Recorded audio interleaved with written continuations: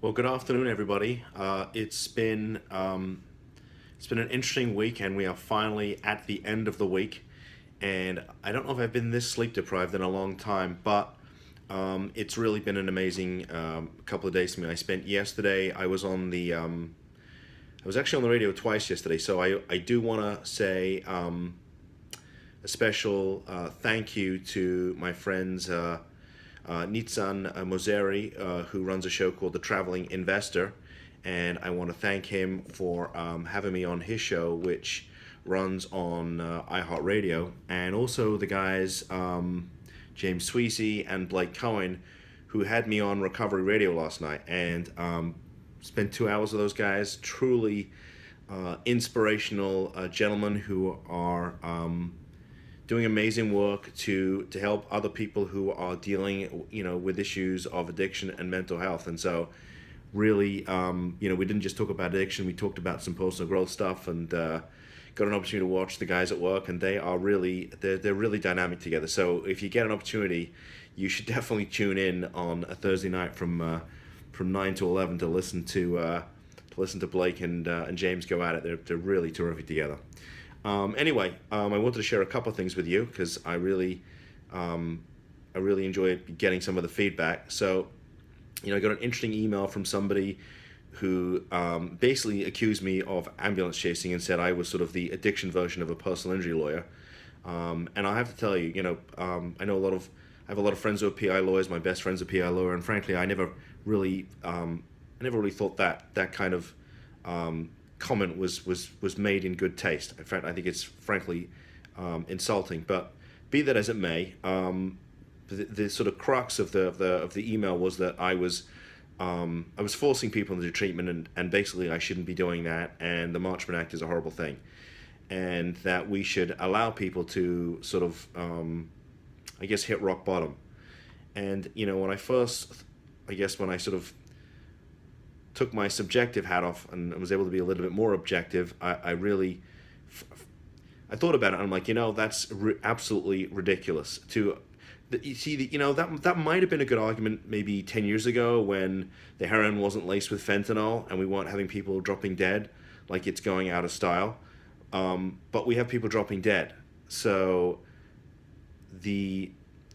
somebody hitting rock bottom may end up in the morgue. So, I don't know who else, what other individuals might even share the idea that we shouldn't force people into treatment or whatever derogatory term you want to use, to talk about what I do. But the fact of the matter is we have to get people into treatment. I mean, that's just the bottom line. And waiting for people to potentially drop dead, taking that chance, to me, is insanity. And so, as a result of getting that email, I'm going to double and triple my efforts to file as many Marchman Acts as I can, because then I know I'm going to be helping a lot more people. So I wanted to share that thought with you. Another thought that I wanted to share with you is I get a lot of people sort of sending me stuff saying, well, we shouldn't come to Florida for treatment because the treatment centers are all run by addicts, and why would we want to be in an environment that's run by addicts?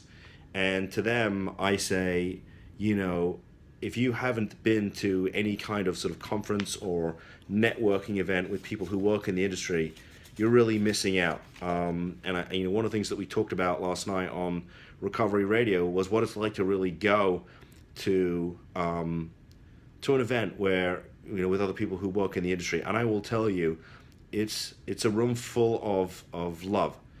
I'm telling you, you've never been hugged that much in your entire life. Go to a bar function with a bunch of lawyers. See how many hugs you get. You won't get any. So for those people who sort of poo-poo the industry because it's full of people who are in recovery, I say you don't know what you're talking about.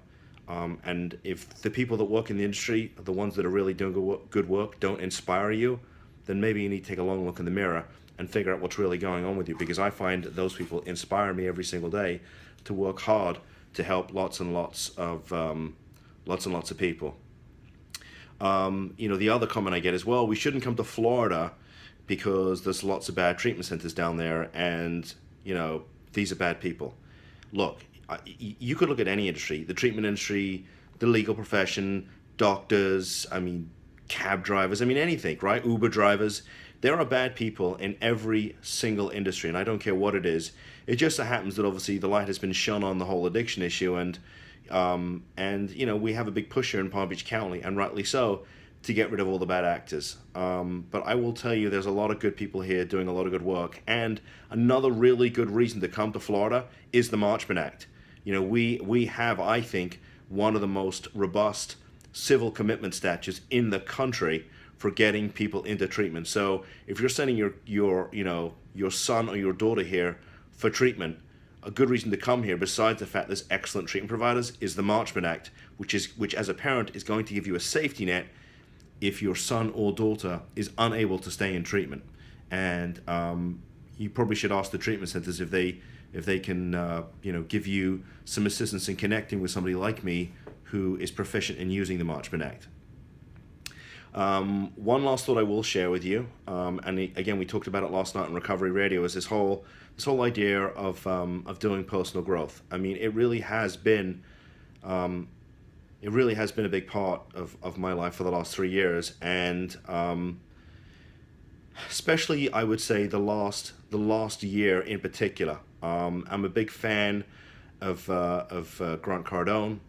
I also listen to Tim Grover, who, if you don't know, is Michael Jordan's former personal trainer, who wrote an amazing book about what it takes to be successful. Blake had mentioned Simon Sinek last night, who I didn't realize, I guess, had written a book about, picking your why, or choosing your why, or knowing your why. But knowing why, the idea being that, knowing why do you do what you do? What's your real motivation? And I mean, there's so many great people out there. Gary Vaynerchuk, another great guy. I mean, I subscribe to all their YouTube channels. I don't get a chance to watch all of the things they put out, but I will tell you that most mornings when I'm in the gym, I'm listening to something, though, that while I'm sort of, working on my body, I'm also working on my mind so they can come to work with the right mindset to help a lot of people. So anyway, just some thoughts to share with you. And as always, I appreciate the comments and concerns and criticisms and critiques and all the other fun stuff that people have been sending to me. And most of all, I really appreciate those that picked up the phone and said, hey, thank you for putting the content out. So I will keep doing that. I will keep addressing all the things that are coming to me. And have a great rest of the week. Take care.